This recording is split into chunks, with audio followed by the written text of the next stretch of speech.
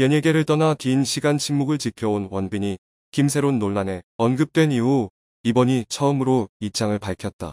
고 김새론 배우와의 대화 녹음을 유튜브 채널 가세연에 제공한 A씨의 아내는 배우 원빈에게 특별한 감사를 전했다. 그러나 원빈 측은 갑작스럽게 언급된 데 대해 당황스럽다는 입장을 전하며 이는 말도 안 되는 일이라고 밝혔다. 5월 9일 원빈의 소속사는 김새론 김수현 논란과 관련해 원빈이 계속 언급되자 언론의 입장을 밝혔다. 고인을 애도하기 위해 장례식에 참석한 것 외에는 원빈은 이번 일과 전혀 관련이 없다고 밝혔다. 배우는 해당 정보 제공자의 아내와 전혀 알지 못하며 그녀가 왜 자신에게 감사를 전했는지 이해하지 못하고 있다. 또한 원빈이 이 부부가 거주하는 미국 뉴저지에 간 적이 있다는 어떤 증거도 없다. 원빈 측은 소위 말하는 정보 제공자라는 인물이 실제로 존재하는지조차 알 수 없다고 덧붙였다. 또한 그 아내가 왜 원빈에게 감사를 전했는지도 불분명하다. 발언 내용이 매우 이상하며 마치 자신들에게 유리한 시나리오를 만들려는 것처럼 보인다. 발언의 맥락은 김새론의 장례식 참석을 암시하는 것으로 보인다. 그 아내는 단지 감사하다고만 했을 뿐 원빈이 어떤 도움을 줬는지는 구체적으로 말하지 않았다. 또한 원빈이 장례식 비용을 지원하거나 김새론의 빚을 대신 갚았다는 등의 소문도 퍼졌다. 이에 대해 원빈 측은 사실이 아니라고 분명히 밝혔으며 원빈은 김새론의 장례식에 평범한 조문객으로 참석했을 뿐이라고 설명했다. 끝으로 소속사는 김새론처럼 젊고 재능 있는 배우가 이렇게 일찍 떠나는 일이 다시는 없기를 바란다고 전했다. 원빈은 이처럼 왜곡되고 근거 없는 이야기들에 자신의 이름이 오르내리는 것을 원치 않는다. 5월 7일 유튜브 채널 가세연 기자회견에서 김세혜 대표는 녹음 파일을 제공한 사람의 아내가 원빈 배우에게 깊은 감사를 표했다고 밝혔다. 공개된 음성 메시지에서 이 여성은 처음에는 원빈이 누군지 몰랐지만 그의 행동을 보고 상상 이상으로 따뜻한 인간애를 느꼈다고 말했다. 원빈과 김새론은 15년 전 영화 아저씨에서 함께 출연했으며 이는 원빈이 연예계를 떠나기 전 마지막으로 참여한 작품이었다. 그래서인지 당시 어린 상대 배우였던 김새론을 원빈은 무척 아꼈다. 아저씨 촬영 당시 원빈은 당시 10살이던 김새론에게 나쁜 영향을 주고 싶지 않아 담배를 끊기로 결심했다고 알려졌다. 이후 지금까지도 원빈은 금연을 이어오고 있다. 그동안 언론에 거의 모습을 드러내지 않았던 원빈이 김새론의 장례식에 가장 먼저 도착했다. 이로 인해 원빈에 대한 근거 없는 루머들이 SNS를 통해 확산되기 시작했다. 만약 이 일이 그녀가 아직 학생이었을 때 실제로 일어났다면 김수현은 더 이상 단순한 배우가 아니라 범죄자입니다. 이 연예인들은 도대체 자신들을 뭐라고 생각하는 걸까요? 잘못을 저질렀다면 인기 스타라도 그 대가를 치러야 합니다. 딸을 잃고 나서 아무 이유 없이 거짓말을 하겠어요. 김새론 가족이 기자회견까지 열었다면 분명한 이유가 있는 겁니다. 경찰이 이 사건을 무시한다면 대중은 당연히 어떤 권력자가 이를 덮으려 한다고 의심할 수밖에 없습니다. 이제는 모두 AI를 탓하면서 결국 아무도 책임지지 않네요. 고 김새론 가족과 스타 김수현 간의 사건에 대한 최근 보도에 대해 네티즌들의 분노 섞인 댓글이 SNS를 뒤덮고 있습니다. 이런 수많은 고발과 부인, 법적 공방 속에서 진실은 과연 어디에 있는 걸까요? 오늘 영상에서는 사건의 전체 타임라인을 파헤치고 법적 관점에서 분석해 사건을 더 깊이 이해해보겠습니다. 5월 7일 고 김새론 가족이 충격적인 음성 녹취록을 공개하는 기자회견을 열면서 김수현 김새론 논란이 재점화되었습니다. 해당 녹취록에 따르면 김새론은 겨울방학 동안 김수현과 성인 행위를 했습니다. 김수현은 김새론에게 선정적인 사진을 보내고 자신과 잠자리를 가진 여성 아이돌들을 험담하기도 했습니다. 기자회견 말미에 변호인은 김새론 가족이 아동복지법 위반 및 허위사실 유포 혐의로 김수현을 형사 고소했다고 밝혔습니다. 아동복지법 제17조 제2항은 아동에게 음란 행위를 하도록 유도하거나 그 매개자가 되거나 성희롱 및 학대를 한 자를 처벌합니다. 유가족은 김새론이 고등학교 2학년이던 겨울방학 중 음란하거나 성희롱, 성적 학대를 했다고 주장하고 있습니다. 김수현이 김새론 가족을 명예훼손으로 고소하자 가족 측은 이에 맞서 허위사실 유포로 맞고소했습니다. 형사 고소와 함께 김새론의 이모와 가로세로 연구소 진행자 김세희에 대한 신변보호 요청서도 함께 제출되었습니다. 가족은 내부 고발자가 공격을 당한 것 외에도 김세론 이모 집 근처에서 수상한 차량이 감시하듯 나타났다고 주장했습니다. 이에 유가족과 김세희에 대한 경찰의 신속한 보호를 간곡히 요청했습니다. 곧바로 이진호와 김수현 측은 해당 음성 녹취록이 AI가 만든 가짜 음성이라고 부인했습니다. 골드메달리스트 측은 즉시 가로세로 연구소를 스토킹 방지법 및 사이버 명예훼손법 위반 혐의로 고소할 예정입니다. 현재 이 사건은 팽팽한 법적 공방 단계로 접어들고 있습니다. TV리포트는 법적 관점을 제공하기 위해 전제법률사무소의 노종은 변호사와 인터뷰를 진행했습니다. 아동복지법에 따르면 아동에 대한 신체적 또는 정서적 학대는 최대 5년의 징역 또는 5천만 원의 벌금형에 처해질 수 있습니다. 아동을 방치하거나 보호하지 않은 경우도 동일한 처벌 대상입니다. 미성년 아동에 대한 성적 학대는 더욱 엄중하게 처벌되며 강제성 또는 부적절한 성적 행위의 경우 최대 10년 징역 또는 1억 원의 벌금형이 부과될 수 있습니다. 변호사는 김세론 가족이 제출한 증거가 사실이라면 이는 경찰 수사의 핵심 단서가 될 수 있다고 말했습니다. 하지만 노종은 변호사는 다음과 같이 설명했습니다.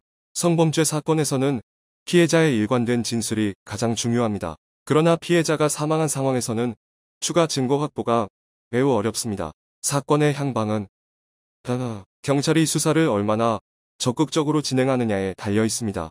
노종은 변호사는 덧붙였습니다. 이러한 사건에서 아동복지법 위반 여부를 판단하는 것은 매우 복잡할 수 있습니다. 단순히 성행위 여부뿐 아니라 정서적 학대도 중요한 판단 요소입니다. 대중의 의혹이 크더라도 우리는 무죄 추정의 원칙을 간과해서는 안 됩니다. 정식 기소는 범행의 시점, 장소, 방식이 명확히 명시되어야 합니다. 현재 음성 녹취록은 있으나 다른 진술이 없기 때문에 기소에 활용할 수 있는 자료가 부족합니다. 경찰은 목격자 진술을 철저히 검증하고 피고소인 김수현에 대한 면밀한 조사를 통해 사건을 구성해야 합니다. 사건의 결과는 경찰의 수사 의지에 달려 있습니다. 마지막으로 그는 다음과 같이 언급했습니다. 이 사건은 디즈니 플러스 드라마 노크오프의 미칠 파장과도 밀접하게 연결돼 있습니다. 만약 김수현이 억울하게 누명을 썼다면 가족 측을 상대로 손해배상을 청구할 수 있습니다. 반대로 가족의 주장이 사실이라면 김수현은 수백억 원의 손해배상 책임을 질 수도 있습니다. 이 사건은 국민적 관심사인 만큼 경찰도 상당한 수사 압박을 받고 있을 가능성이 큽니다. 5월 7일 오후 김수현을 고발하는 기자회견이 끝난 직후 유튜버 이진호 측도 긴급 기자회견을 열었고 디스패치가 생중계했다. 이 자리에서 유튜버 이진호는 김세론 가족과 가로세로 연구소가 고한 주장들에 대해 반박했다. 김세론의 것으로 알려진 녹취록에 대해 이진호는 AI로 조작된 증거라고 주장했다. 유튜버 이진호는 단언했다. 김세희 씨가 공개한 모든 자료는 조작된 작품입니다. 심지어 그는 AI를 진실을 왜곡하는 도구로 만들고 있습니다. 이진호는 김세론이 중학교 2학년 때 김수현과 성관계를 가졌다고 인정한 녹취록의 배후 인물은 미국 뉴저지에 거주하는 사기꾼이라고 밝혔다. 이 인물은 과거 연예계에서 일했으며 현재는 목소리를 이용한 사기 행각을 벌이고 있다고 한다. 4월 5일 이 인물은 케빈 오라는 가명을 사용해 이진호에게 연락했고 김수현 사건 관련 정보를 가지고 있다고 주장하며 접촉했다. 이진호에 따르면 케빈 오는 뉴저지의 한 한식당에서 김세론을 만났고 계속 연락을 주고받았다고 한다. 1월 12일경 김세론이 500달러를 빌리기 위해 연락을 했고 두 사람은 스타벅스에서 만난 것으로 알려졌다. 그는 차용증을 작성하는 대신 대화를 전부 녹음하자고 요구했다. 그 녹취에서 김세론은 성인이 된 후 김수현을 만난 적이 있다고 인정하며 그를 착한 오빠라고 불렀다고 전해진다. 처음에는 이진호도 의심했지만 이후 4월 16일에 녹취 파일을 받았다. 그 목소리는 김세론과 너무 흡사해서 그녀의 친구들조차 속을 정도였다. 그러나 전문가 분석 결과 이 녹취는 김세론의 영상과 대사를 학습시켜 만든 AI 합성물이며 잡음 효과를 추가해 사람들을 속이려는 시도였다. 이 인물은 김수현 측에도 접근해 돈을 요구하며 유사한 녹취를 보내는 등 관련자들에게 각각 접근해 듣고 싶어하는 내용을 수집한 후 AI로 조작된 녹취를 만들어 증거인 것처럼 보냈다. 김세론 가족과 가로세로 연구소 측은 이 사실을 알고 있었지만 외면하고 녹취를 공개했다. 김수현 측은 같은 날인 5월 7일 오후 소속사 골드메달리스트를 통해 강하게 반박했다. 배우 측은 공식 입장을 내고 가로세로 연구소가 AI 기술을 이용해 조작된 증거를 유포하며 김수현의 명예를 훼손하고 있다고 주장했다. 골드메달리스트는 공식 입장에서 유튜브 채널 가로세로 연구소는 고 김세론 배우와 제3자의 대화 녹취록을 입수했다고 주장하며 그 내용이 김수현에게 유리하다고 발표했습니다. 하지만 그 녹취는 철저한 검증을 거쳐 완전한 조작으로 판명됐습니다. 우리는 그것이 AI 기술로 생성된 것이라고 확신할 만한 근거를 갖고 있습니다. 김수현 측은 녹취를 보낸 인물이 고 김세론과 전혀 관련이 없는 사람이라고 강조했다. 회사 측의 대응에 실패하자 이 인물은 유튜브 채널 가로세로 연구소와 손을 잡고 가짜 녹취를 공개했다. 폭행 피해 사진이라 주장한 사진에 대해서도 회사는 이는 전혀 근거 없는 주장이고 조작된 내용입니다. 해당 사진은 인터넷에서 쉽게 찾을 수 있는 이미지입니다. 라고 설명했다. 가로세로 연구소와 자료를 전달한 사람은 인터넷에서 사진을 가져와 증거라고 주장했는데 이는 말도 안 되며 용납할 수 없다고 말했다. 골드메달리스트는 5월 7일 오후에 기자회견을 허위 정보를 바탕으로 한 조직적인 사이버 테러 행위라고 비난했다. 회사는 또한 강경한 법적 대응을 예고하며 우리는 가로세로 연구소를 스토킹 방지법 및 정보통신망법 허위사실 유포에 따라 고소할 준비를 하고 있습니다. 라고 밝혔다. 이 범죄를 저지른 자들이 반드시 법적 책임을 지도록 수사기관과 긴밀히 협조할 것이라고 전했다. 5월 7일 배지석 변호사를 통해 김세론 가족은 오후 2시에 강남에서 긴급 기자회견을 열 것이라고 밝혔다. 배지석 변호사는 이번 기자회견이 배우 김수현의 중대한 범죄 혐의와 관련되어 있다고 강하게 주장했다.